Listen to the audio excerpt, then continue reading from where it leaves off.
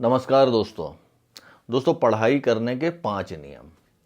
चाहे आप 5वीं पास हो या फेल, 10वीं में हो या 12वीं में हो, कॉलेज या कॉम्पिटिटिव एग्जाम की तैयारी कर रहे हो या देने वाले हो। रूल नंबर 1 है पगड़ी संभाल, यानी अपनी इज्जत की रक्षा करिए। मतलब अपने आप को फिसड्डी मत मानिए। सेल्फ रिजेक्ट या सेल्फ डिस्क्वालीफाई कभी नहीं करना है।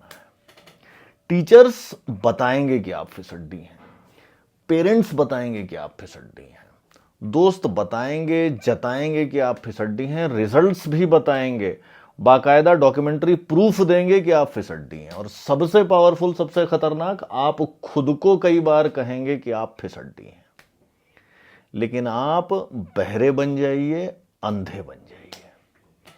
किसी को यह कन्विंस करने नहीं देना है कि मैं फिसड्डी हूं। चाहे आप सबूत लेकर के आइए, प्रूफ लेकर के आइए, एविडेंस लेकर के आइए, मैं आपको या किसी और को मुझे यह कन्विंस करने नहीं दूंगा कि मैं फिसड्डी हूं। देखिए, एजुकेशन सिस्टम एक रिजेक्शन सिस्टम है। हर साल लाखों बच्चा एग्जाम देता है। 20 बच्चे स्टेट बोर्ड की मेरिट लिस्ट में आया करते थे, अब शायद सिस्टम चेंज हो गया होगा। IIT, IIM, IAS में सिलेक्शन परसेंटेज दुनिया में शायद सबसे कम है। कांस्टेबल और दरोगा की भर्तियों में भी सिलेक्शन परसेंटेज इतना ही रहता है, यानी 99.9% बच्चा रिजेक्ट ही होता है। और कोई भी रिजेक्शन सिस्टम इतने बड़े स्केल पर तब तक काम नहीं कर सकता जब तक उस सिस्टम में रहने वाले लोग खुद को सेल्फ रिजेक्ट ना कर देते हो। सिस्टम को तो सिर्फ आपको कन्विंस करना है कि आप फिसड्डी हैं। आप कन्विंस हो गए, आप अपने आप को सेल्फ रिजेक्ट कर ही देंगे। और सिस्टम का डिजाइन ऐसा है कि हर बच्चे के लिए फिसड्डी होने के खूब सारे प्रूफ जनरेट करता है। 99.9% आदमी उसमें बिलीव कर लेता है, उसका खेल वहीं खत्म हो जाता है।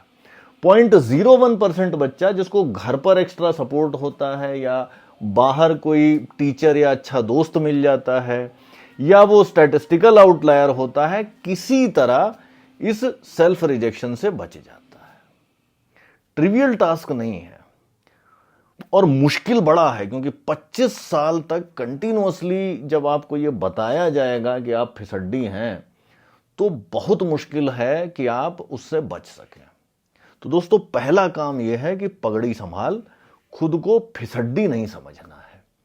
चाहे नंबर कितने भी कम आए, फेल हो जाऊं मैं, टीचर कितनी भी बेइज्जती दे, माँ बाप कितनी भी गालियां दें, फिसड्डी नहीं हूं मैं, बाकी सब ठीक है।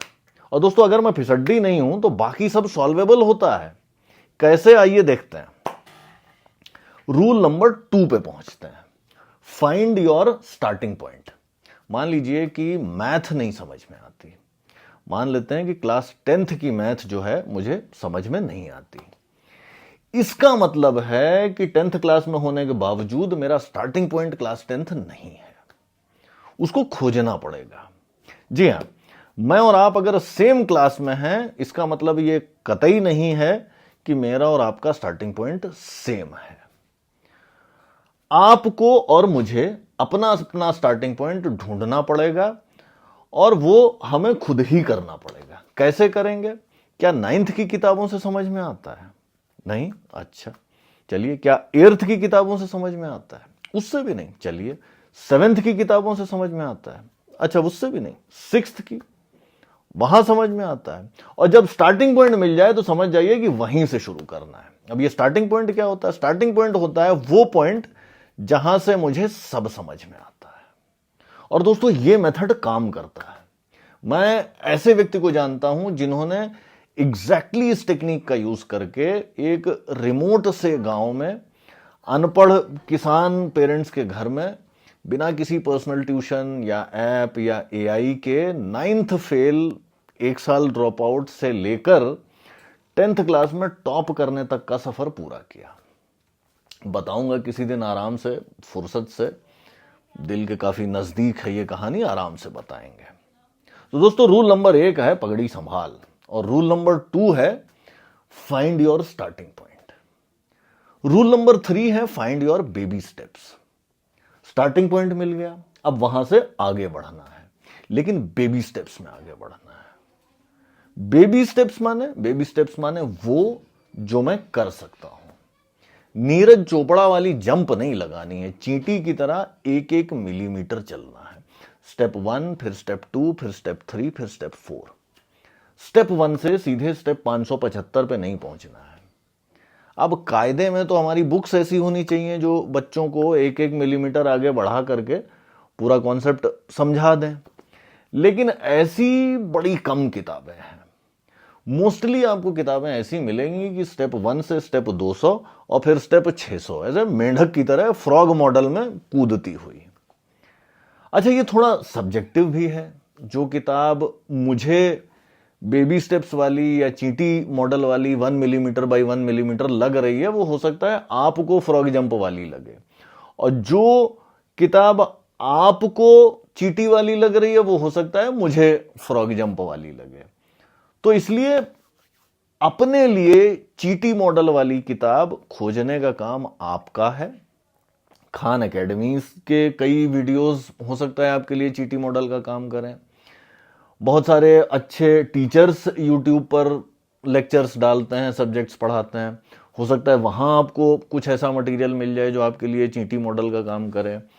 कई सारी पॉपुलर किताबें जो हैं वो आपके लिए चींटी मॉडल का काम कर सकती हैं। भाई वो पॉपुलर किताबें हैं तो बिल्कुल कुछ ना कुछ बात हो ही सकती है उनमें, उनको देखें।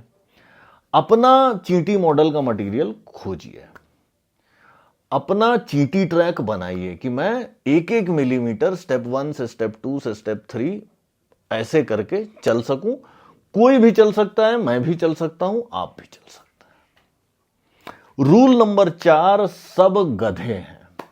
जी हां, इतना आदमी हर साल बोर्ड यूनिवर्सिटी टॉप करता है, दुनिया के सबसे मुश्किल एग्जाम्स क्वालिफाई करता है, ऑल इंडिया रैंक 1 लेकर के आता है, फैंसी डिग्रीज लेता है। एआई टेक्नोलॉजी में हमारा क्या कंट्रीब्यूशन है? कंप्यूटर टेक्नोलॉजी में हमारा क्या कंट्रीब्यूशन है? कम्युनिकेशन में या heavy engineering, batteries, electrical, mechanical, solar, medical technologies में हमारा क्या कंट्रीब्यूशन है? आप साइंस टेक्नोलॉजी छोड़िए, मैथमेटिक्स में क्या कंट्रीब्यूशन है? आर्यभट्ट तो जीरो की बात मत करिएगा। चलिए वो छोड़िए, लिबरल आर्ट्स में क्या कंट्रीब्यूशन है? लिटरेचर में बताइए, सिनेमा में बताइए, पेंटिंग, स्केचिंग या और आर्ट्स में बताइए। और मैं यहां गमछा डालकर सड़क पे गुंडई करने वालों की बात नहीं कर रहा हूं, मैं यहां पे बात कर रहा हूं टॉपर्स की, और मैं यहां पे बात कर रहा हूं बड़े बड़े डिग्रीधारी, एजुकेटेड, क्वालिफाइड, सुपर टैलेंटेड लोगों की।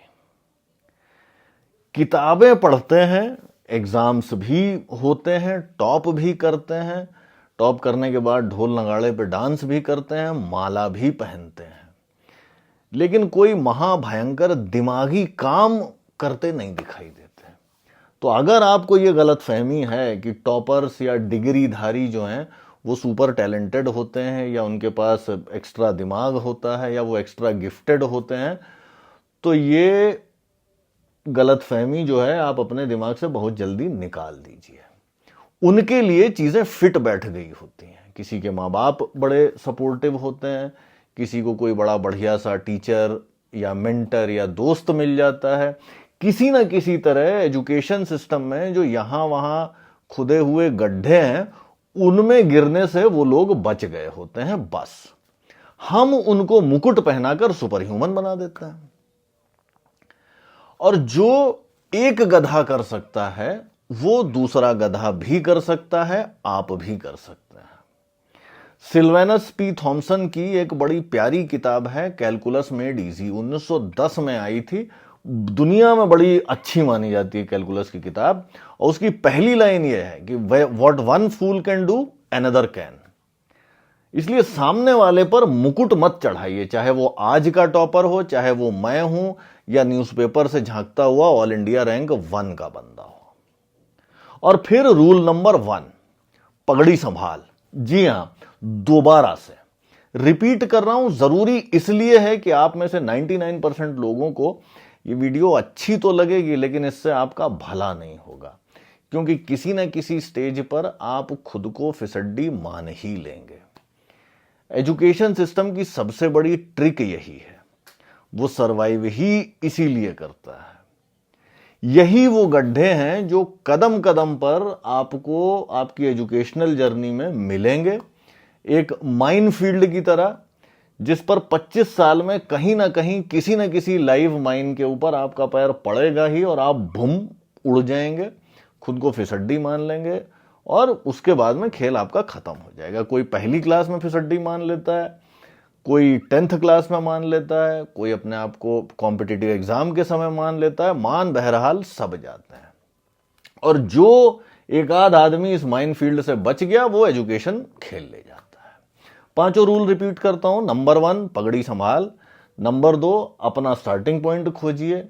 नंबर 3, अपना बेबी स्टेप खोजिए। नंबर 4, सब गधे हैं। और नंबर 5, फिर से पगड़ी संभाल। दोस्तों आज के एपिसोड में इतना ही, जल्दी मिलते हैं अगले एपिसोड में, तब तक के लिए बाय बाय।